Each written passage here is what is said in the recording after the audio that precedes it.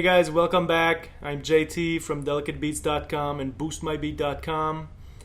And if you're looking to achieve snare sounds like Skrillex, you've come to the right place. Let me show you how. So we start this tutorial with 909 snare. I've taken this guy from the core 909 library from Ableton Live 9. So let's take a listen to what it sounds like.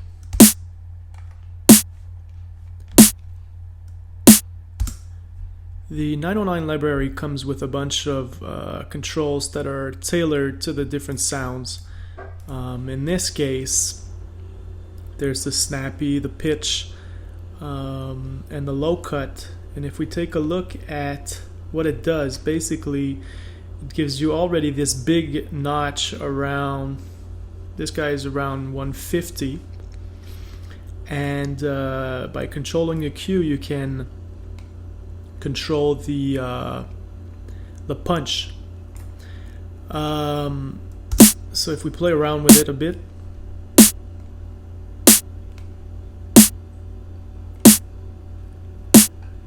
we start to hear a note the more we push this bump here. And this is what we want. We want to emphasize this note. Again, to have the snare in key with the beat. Now, I'm not going to stop here. I'm actually going to exaggerate this bump to really bring out the note in the snare. So let's hear what I've done here. I basically did the same bump, and I'm giving it a bit of air in the top.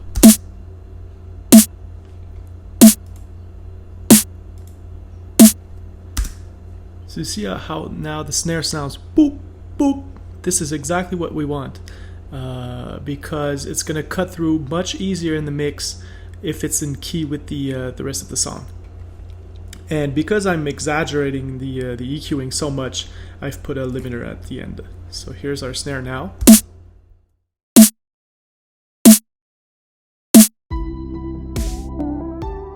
Our snare is sounding real nice now, but I want to give it a bigger sound and add a bit of texture in there. So the first sound that I brought in is a snare with a clap, and on which I'm basically just keeping the trail of the clap.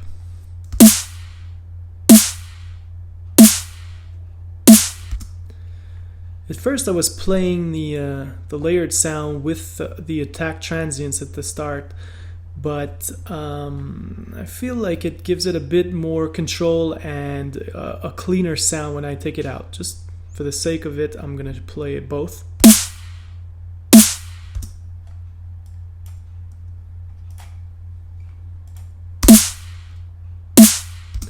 It's very subtle, but I feel like I'm hearing a bit more of the 909's attack when I'm cutting the attack transients on the second snare.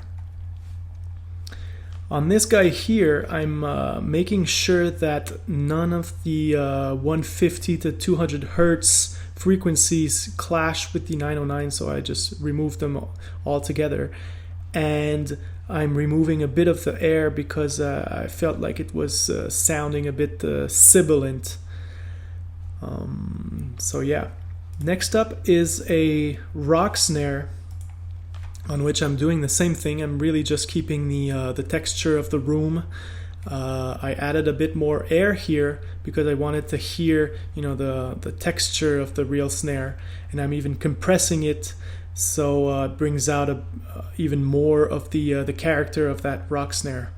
And finally, I put a big hall reverb at the very end, just again to make our snare larger than life.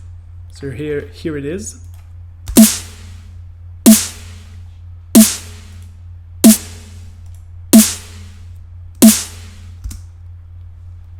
And finally, because I was, I was satisfied with the snare, but I wanted to make it, to see if I could actually make it even bigger. So I layered a China cymbal on which I removed pretty much everything. I just kept, the very high sound, on which I added again a big hall reverb. So this is the final product.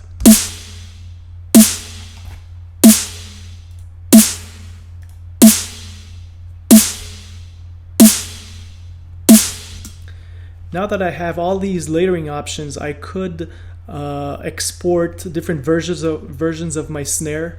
For example, one with the China cymbal and one without, and maybe play the snare with the China cymbal once every 2 snares, just to give it a bit more, give more variety to my snare track.